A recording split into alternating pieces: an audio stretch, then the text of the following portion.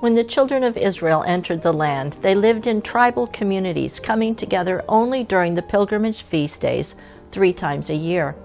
Each tribe had their own elders and leaders. During this nearly 400-year period, the children of Israel repeatedly turned away from the Lord and worshipped other gods. God responded by allowing them to fall into the hands of their enemies. In their distress, Israel eventually repented and turned back to the Lord. Then God would raise up a judge to deliver them and rule over them for the period of the judge's lifespan. This cyclical pattern continued until the time of Samuel. Like so many of the judge's sons before him, Samuel's sons were corrupt and took bribes. Further, there was yet another threat rising up against Israel. This time it was the resurgence of the Ammonites who were attacking from the east. Who would lead the children of Israel this time? It certainly wouldn't be the sons of Samuel. How could Israel stop these constant infringements on their territory? How could they come together as more than a collection of tribes? I'm Brenda Cathcart, and this is Ancient Perspectives.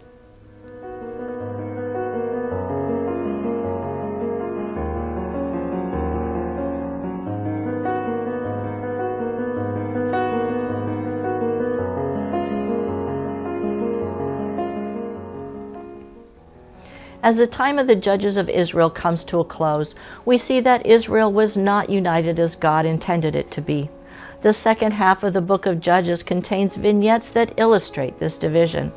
The book of Judges ends with this declaration in Judges 21:25. In those days there was no king in Israel. Everyone did what was right in his own eyes.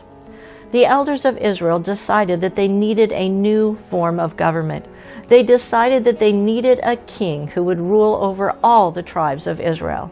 1 Samuel 8:4 and 5. Then all the elders of Israel gathered together and came to Samuel at Ramah and said to him, "Look, you are old, and your sons do not walk in your ways. Now make us a king to judge us like all the nations." This was not the way it was supposed to be. God was supposed to be the king over Israel.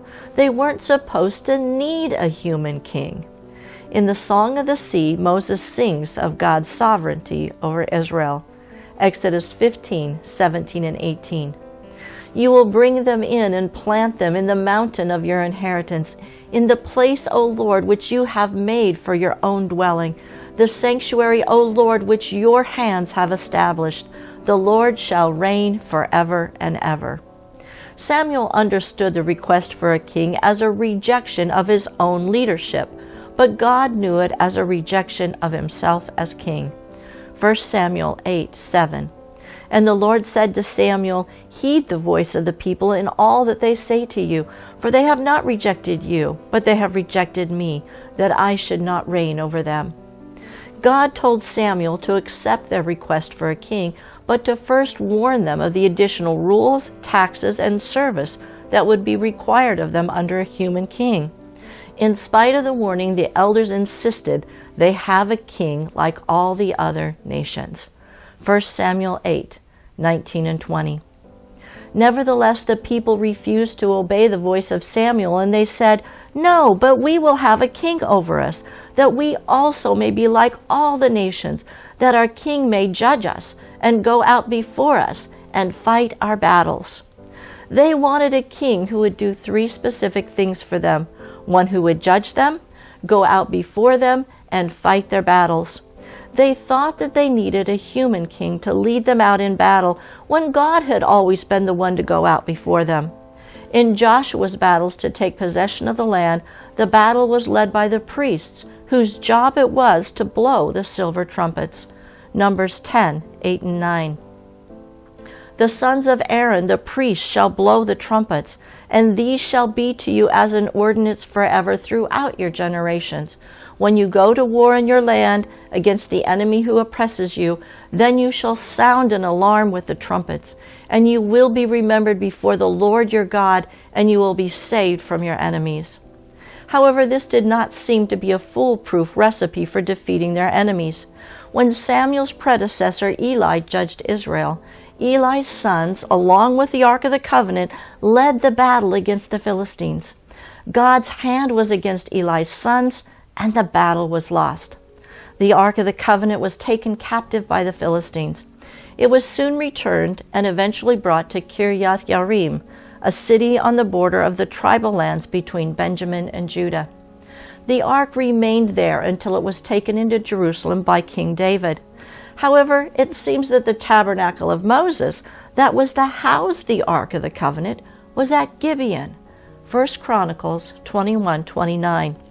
For the tabernacle of the Lord and the altar of the burnt offering which Moses had made in the wilderness were at that time at the high place in Gibeon. At the time the elders of Israel asked for a king, the ark resided in Kirjath Yarim. The tabernacle with the altar of the burnt offering was in Gibeon. And Samuel judged Israel from his hometown of Ramah, where he had built an altar to the Lord. 1 Samuel 7:16 and 17. He went from year to year on a circuit to Bethel, Gilgal, and Mizpah, and judged Israel in all those places.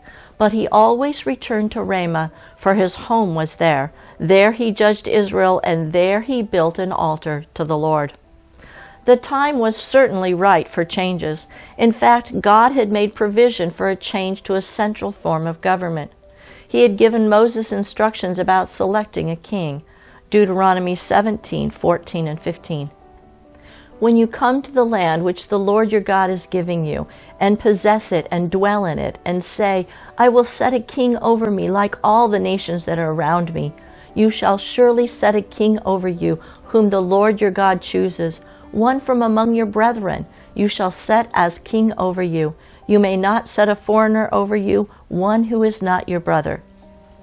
However, Israel's motivation for appointing a king over them was so that they would be like all the other nations.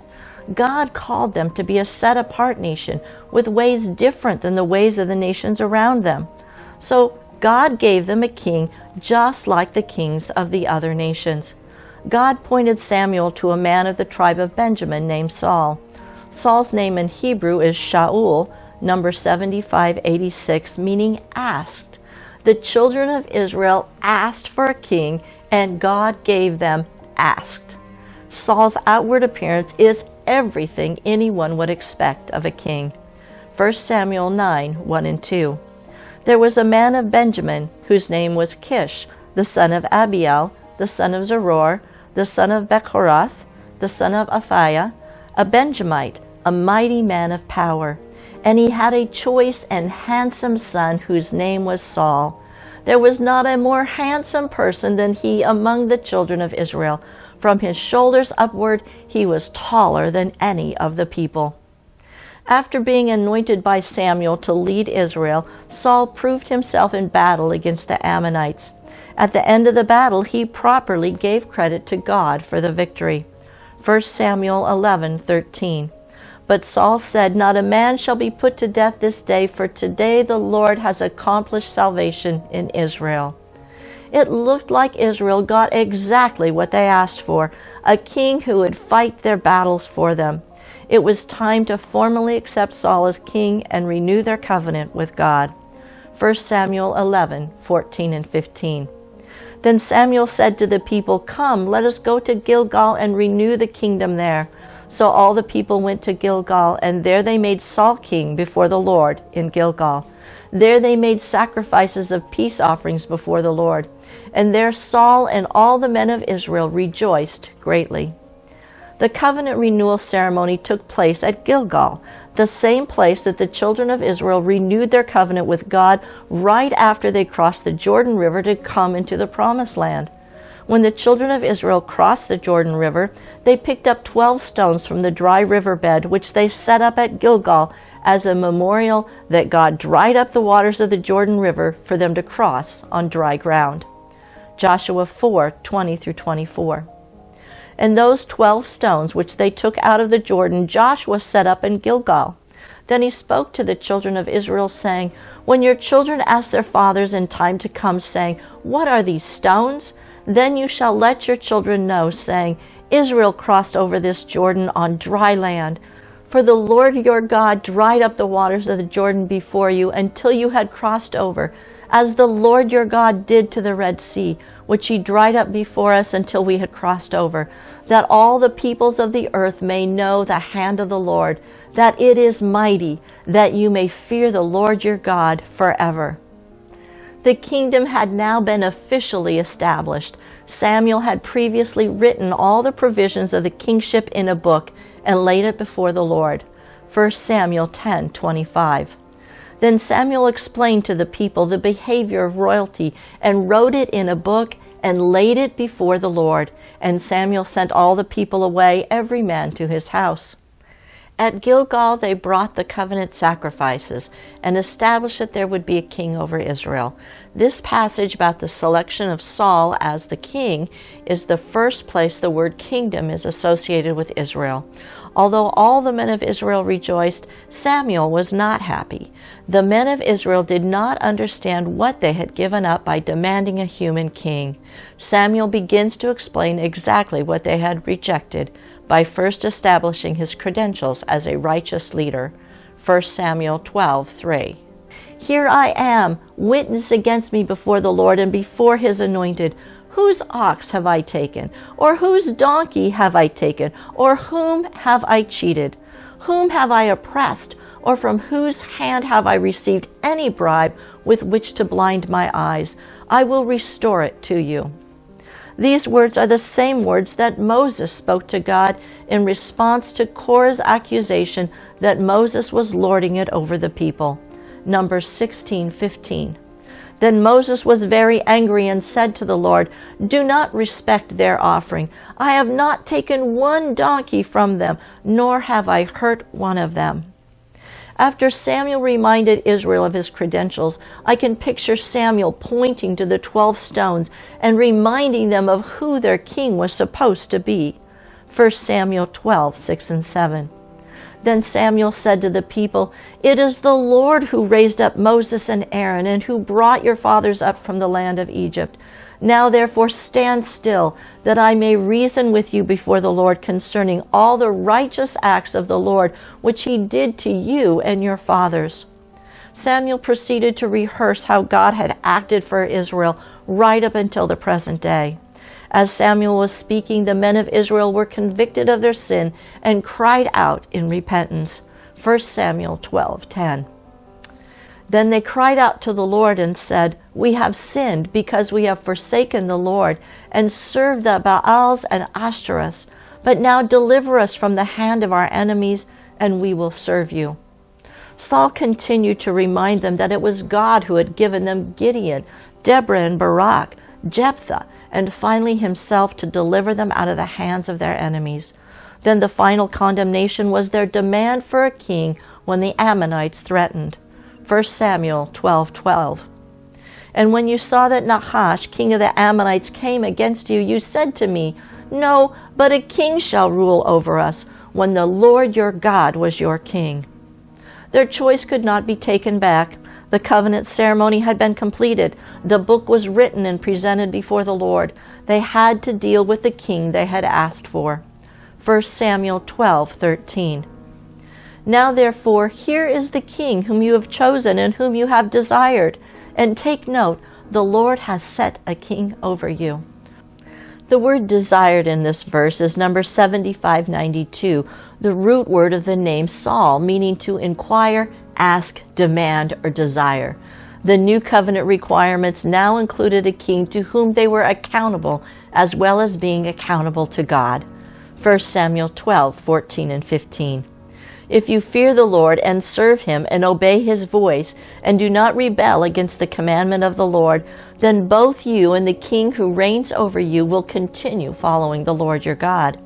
However, if you do not obey the voice of the Lord, but rebel against the commandment of the Lord, then the hand of the Lord will be against you, as it was against your fathers." Then, to make the message memorable, Samuel turned to God and asked that he would send a sign of his displeasure. 1 Samuel 12:16 through 18. "Now therefore stand and see this great thing which the Lord will do before your eyes.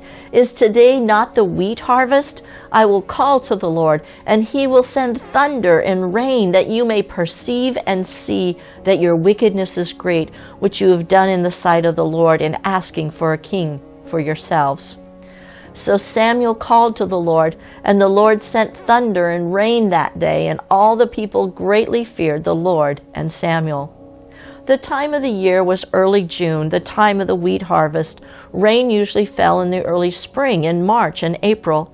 Once the wheat harvest had begun, rain would damage the crops. This rain and thunder came out of season and must have had an effect on their food supply for the year. Further, the time of the wheat harvest is the time when God met with the children of Israel at Mount Sinai. The word for thunder is kol, number 6963 in Strong's Concordance, meaning to call aloud, a voice or thunder. This is the same word used for the thunderings heard at Mount Sinai. God was pleased with the people at Mount Sinai, but not pleased with the people at this ceremony at Gilgal. The men of Israel began to recognize not only that they had sinned, but the magnitude of that sin, and pleaded with Samuel to intercede for them. 1 Samuel 12:19. And all the people said to Samuel, "Pray for your servants to the Lord your God, that we may not die, for we have added to all our sins the evil of asking a king for ourselves." Samuel, like Moses before him, promised to continue to intercede for the people. Even though they rejected Samuel like they tried to reject Moses, Samuel did not abandon his anointed calling from God. 1 Samuel 12:23. "Moreover, as for me, far be it from me that I should sin against the Lord in ceasing to pray for you, but I will teach you the good and the right way." Their rebellion did not nullify the covenant God made with them at Mount Sinai. Samuel reiterates the promise that God had made to them while at Mount Sinai. 1 Samuel 12:22. "For the Lord will not forsake his people, for his great name's sake, because it has pleased the Lord to make you his people." The children of Israel are still his people, that he had chosen from out of the nations to be a set-apart people for him. The covenant they made at Gilgal added the provision for a king. However, God's specific covenant with Saul is a conditional covenant. If he turned away from following God, God's hand would be against him. 1 Samuel 12:24 and 25. "Only fear the Lord and serve him in truth with all your heart, for consider what great things he has done for you. But if you still do wickedly, you shall be swept away, both you and your king." Saul was God's anointed king. As long as Saul followed the Lord was with him, and he was victorious in battle. When Saul became proud and began to do things his way, when he cared more about his image before the people than his obedience before the Lord, God swept him away. David wrote about Saul's demise. 1 Samuel 26:10. David said furthermore, "As the Lord lives, the Lord shall strike him, or his day shall come to die, or he shall go out to battle and perish." The word for perish in this verse is the same word translated as swept away in 1 Samuel 12:25. In God's timing, he swept away Saul. However, the next king, David, received an unconditional covenant that his house would be established before God forever. Yeshua, our King and Messiah, comes from the line of David. He is the king who, like God, will act in righteousness toward his people.